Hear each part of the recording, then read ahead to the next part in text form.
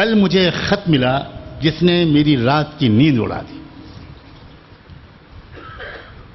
سچ کہتا ہوں بہت کرب میں کئی گھنٹے میرے گزرے اس خط کو پڑھ کر. میں کسی خاتون کی طرف سے وہ خط آیا ہے, میں اس خط کے کچھ حصے پڑھ کر سناؤں گا. یہی آج کا بیان ہے.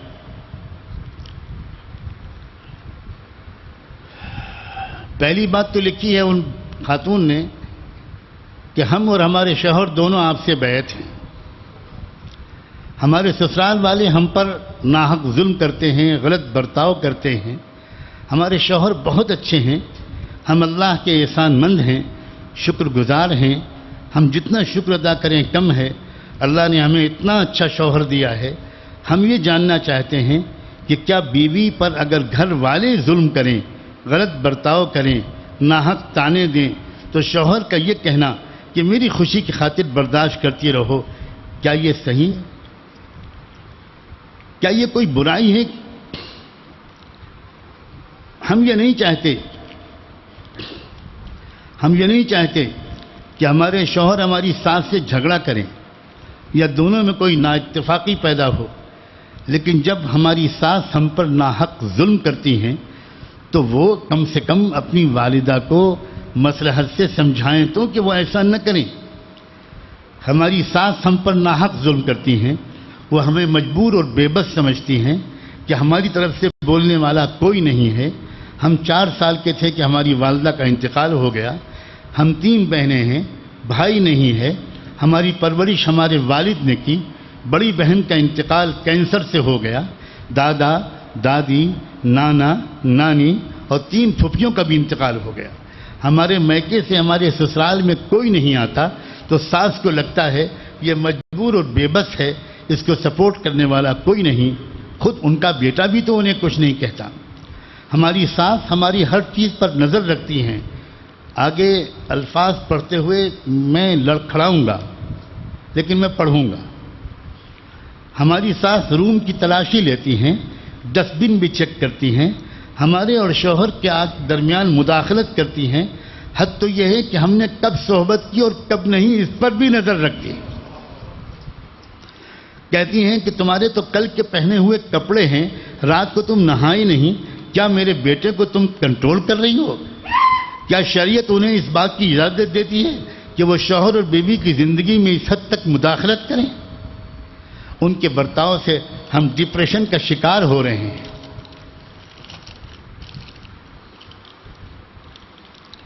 ہم اگر ہمارے شوہر کے ساتھ بیٹھیں, باتیں کریں یا ساتھ میں کھانا کھائیں تو انہیں اچھا نہیں لگتا. وہ ہم دونوں کو ہنستا ہوا دیکھیں تو چڑ جاتے ہیں. ہمارے شوہر اگر ہمارے قریب بیٹھیں تو کہتے ہیں ادھر جا کر بیٹھ, کیا عورت کے پیچھے پیچھے پھرتا ہے. اس گھر میں ہمیں شوہر سے ہنسنا, بولنا, بات کرنا مشکل ہو گیا ہے.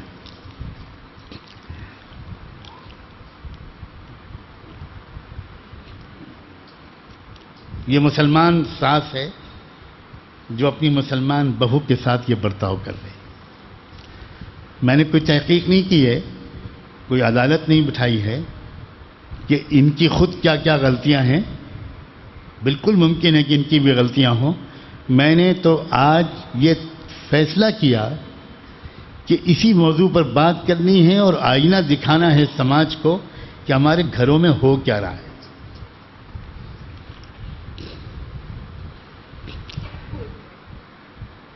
عجیب قسم کی مخلوق بن جاتی ہے ماں ساس بننے کے بعد.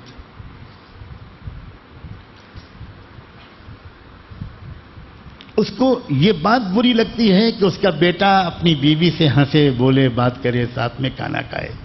عجیب بات ہے. اللہ کے رسول تو یہ بتاتے ہیں کہ جب شوہر اور بیوی ایک دوسرے کو دیکھ کر مسکراتے ہیں تو وہاں ایک تیسرا بھی ہوتا ہے جو ان دونوں کو دیکھ کر مسکراتا ہے, اور وہ تیسرا ہوتا ہے اللہ جل شانہ. جس اس دین نے یہ سکھایا ہو, جس شریعت نے یہ سکھایا ہو, اس امت کی ساسوں کا اپنی بہوؤں کے ساتھ یہ برتاؤ.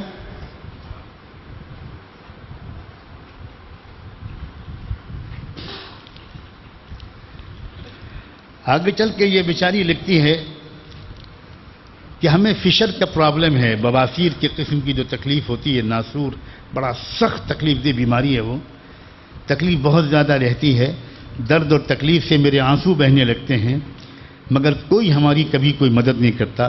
گھر کا سارا کام ہمیں اکیلے ہی کرنا پڑتا ہے. ہم بیمار ہیں یا نہیں، کچھ دکھ رہا ہے، میرے کہیں درد ہو رہا ہے، اس کے کہنے کی مجال بھی نہیں ہے. کہتے ہیں ایسا کیا جوانی میں تم کو بڑھاپا آ گیا.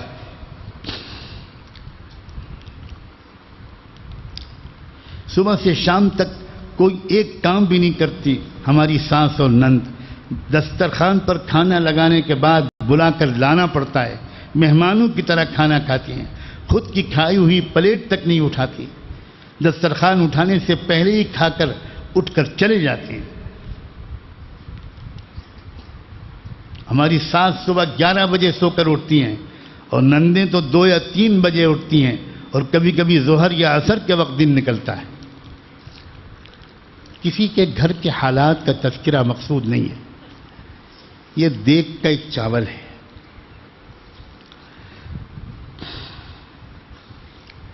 میں کم سے کم آپ لوگوں سے یہ کہتا ہوں، یا جہاں کہیں بھی یہ آواز پہنچ رہی ہے، کہ اللہ کے بندو اپنے گھر کے حالات کا ٹھیک سے جائزہ لو اور اس میں دخیل بنو، تماشائی مت بنو. ایسی حالات میں ہمارے علماء کو مسئلہ بتانا پڑتا ہے. مسئلہ قانون، اسلامی قانون بتانا پڑتا ہے. اسلامی قانون یہ ہے کہ عورت کی ذمہ داری، بیوی کی ذمہ داری بالکل بھی گھر کے کام کاج کی نہیں. قانون یہ ہے. حد یہ ہے کہ صاف صاف فقہ کی کتابوں میں لکھا ہے، اگر عورت انکار کر دے کہ میں گھر کا کام نہیں کروں گی تو آپ شریعت کے قانون کے تحت اس کو مجبور نہیں کر سکتے.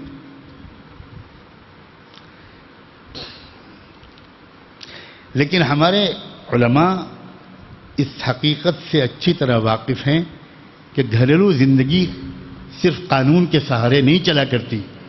گھریلو زندگی اخلاق سے چلتی ہے، محبت سے چلتی ہے، ایثار سے چلتی ہے. ورنہ قانون تو یہ بھی کہتا ہے کہ اگر ماں یہ کہہ دے کہ میں اپنے بچے کو دودھ نہیں پلاؤں گی، تو آپ حیرت کریں گے اسلامی شریعت میں کوئی شوہر اپنی بیوی کو مجبور نہیں کر سکتا کہ بچے کو دودھ پلاؤ. بالکل مجبور نہیں کر سکتا. لیکن کیا کوئی ماں، وہ کیسی ماں ہوگی جو یہ کہے گی؟ لیکن جہاں تک قانون کا سوال ہے، وہ تو بالکل ہی کچھ اور ہے.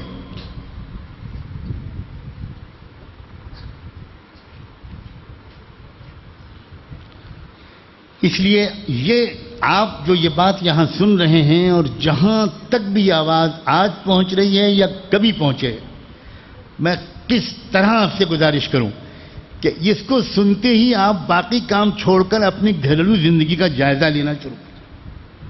ایک دن چھٹی لے لیجیے اور بیٹھ جائیے گھر میں کہ بھئی ہمارے گھر میں کیا کیا گڑبڑیاں ہیں، آج سے تعلقات ٹھیک کرو، آج سے ماحول کو خوشگوار بنائیں ہم لوگ سب مل کر.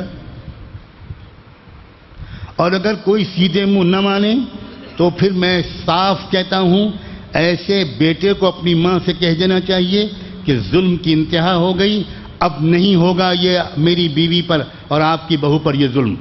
کان کھول کے سن لیجئے، یہ میں نہیں ہونے دوں گا. یہ سمجھنا کہ یہ میری ماں ہے، ماں تمہاری ہے، تم خدمت کرو بھائی، تم کرو دن رات خدمت اس کی. تم اپنی بیوی کو مجبور نہیں کر سکتے. بیوی، جہاں تک بیوی سے ہم یہ کہیں گے، اس مظلوم عورت سے، اس خاتون سے جس نے خط لکھا ہے، اور اس طرح کی لاکھوں بہویں ہیں، میں ان سے تو ہم یہ کہیں گے کہ دیکھو ایک کام کرو، جنت میں جانا چاہتی ہیں، الصبر جزاؤہ الجنہ.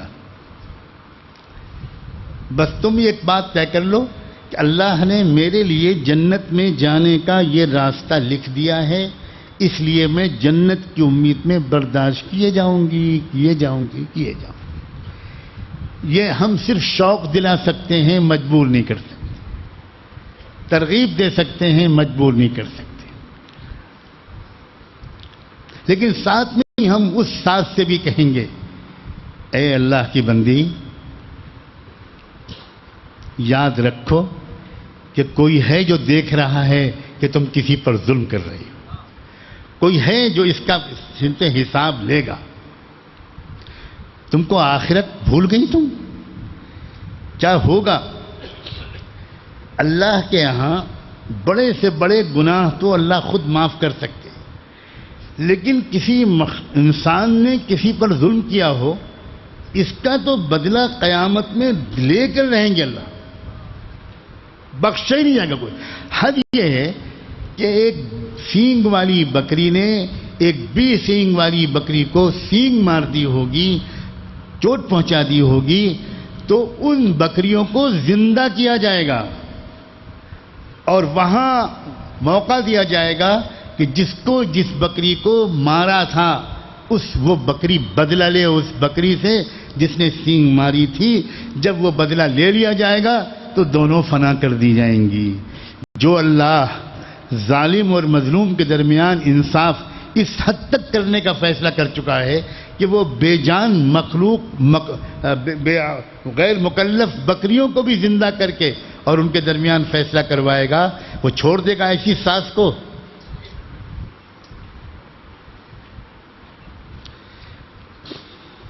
اور میں حیران ہوں، کم اور بیش کا تو فرق ہوتا ہے، اکثر ساسیں دنیا میں اپنی بہوؤں سے محبت نہیں کرتی۔ کوئی بہت ظلم کرتا ہے، کوئی کچھ کم ظلم کرتا ہے، کوئی کچھ کم، لیکن عجیب، میں آج تک حیران ہوں کہ یہ ہے کیا نفسیات، کیا ہو جاتا ہے؟ وہی ماں اپنے بیٹے کے لیے منت سماجت کر کے اس لڑکی کو بیاہ کر لائی، بہت قول و قرار دے کر لائی۔ آپ بالکل بھول جائیے، یہ تو میں اپنی بیٹی لے جا رہی ہوں، میں اپنی بہو بالکل نہیں لے جا رہی ہوں، فکر ہی نہ کیجیے، میں بیٹی کی طرح دکھاؤں گی آپ کو۔ ایسے ایسے وعدے، ایسے ایسے قول و قرار، اور اس کے بعد وہ جلاد، وہ ایسا جلادانہ سلوک کہ بھارت کی ظالم پولیس کے سلوک کو لوگ یاد کرنے لگتے ہیں جب ساسیں اپنی بہوؤں کے ساتھ